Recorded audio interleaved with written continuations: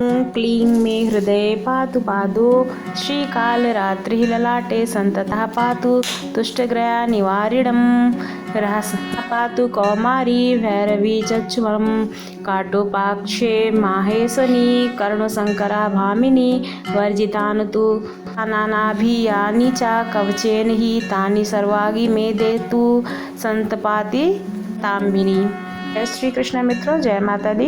मित्रों, आज मैं आप लोगों के लिए लेके आई हूँ नवरात्रि के 7वें दिन यानी कि माता दुर्गा के 7वें स्वरूप कालरात्रि की पूजा के बारे में जानकारी।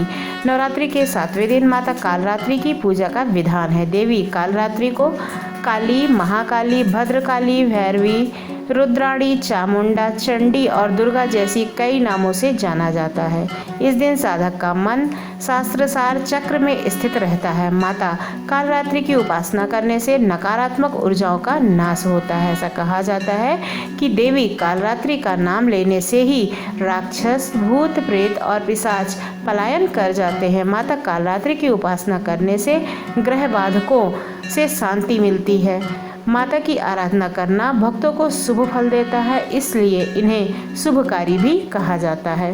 देवी कालरात्रि माँ दुर्गा के 9 रूपों में से 7वीं शक्ति हैं। इनका रंग कृष्ण वर्ण है और काला रंग अत्यंत प्रिय है, इसलिए इनको कालरात्रि के नाम से भी जाना जाता है। माँ कालरात्रि की 4 भुजाएं हैं। इनमें बाएं हाथ की दोनों भुजाओं में कटार और लोहे का कांटा धारण करती हैं और दाएं हाथ में अभय और वर मुद्रा में हैं।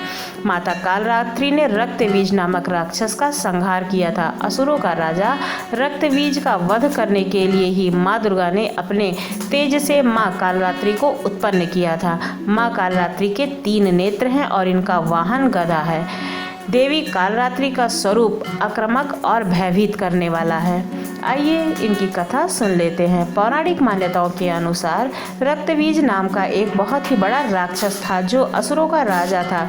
इनके पास बहुत ही शक्तियाँ थी, जिस वजह से वह सभी देवताओं को परेशान कर रहा था। रक्तबीज ने यह वरदान प्राप्त किया था कि उसके रक्त की जितनी भी बूंदें धरती पर गिरेंगी, रक्त की बूंदों से उसी के जैसा शक्तिशाली राक्षस पैदा हो जाता था। रक्तबीज से त्रस्त होकर सभी देवता बहुत ही परेशान थे और भगवान शिव के पास पहुँचे। महादेव यह जानते थे कि रक्तबीज का संहार माँ दुर्गा ही कर सकती हैं। जब सभी देवताओं और महादेव ने माँ दुर्गा से अनुरोध किया तो माता पार्वती ने स्वयं शक्ति साधन किया। देवी कालरात्रि की उत्पत्ति माँ दुर्गा के तेज से हुई है। इसके बाद देवी कालरात्रि ने रक्तबीज का संहार किया और उससे शरीर से निकलने वाले रक्त को देवी अपने खप्पर में भर लिया करती थी और उसे पी लेती थी। इस तरह माँ ने दैत्य रक्तबीज के खून की एक बूंद को भी जमीन पर नहीं पड़ने दिया और रक्तबीज का अंत किया। आइए इनकी पूजा विधि जान लेते हैं। नवरात्रि के 7वें दिन सुबह सूर्योदय के समय उठकर अपने सभी नित्य कर्मों से निवृत्त होकर इसके बाद माता कालरात्रि का ध्यान करना चाहिए और व्रत करने का संकल्प लेना चाहिए। फिर माँ कालरात्रि की मूर्ति की स्थापना चौक पर करें। चौक पर लाल वस्त्र बिछाएं, फिर माता की मूर्ति स्थापित करें इसके ऊपर। इसके बाद गंगा जल से माँ को स्नान कराएं और उन्हें अक्षत, पुष्प, रात रानी के फूल, रोली, चंदन, कुमकुम आदि अर्पित करें। साथ ही माँ कालरात्रि का ध्यान, मंत्र और कवच का जाप करें और दुर्गा सप्तशती का पाठ करें। माँ को भोग में पान और सुपारी चढ़ाएं। इसके बाद घी के दीपक और कपूर से माँ की आरती करें। फिर प्रसाद सभी लोगों में वितरण करें। इसके बाद में माता की कथा सुन के सप्तशती का पाठ करें और फिर माता की आरती उतारें।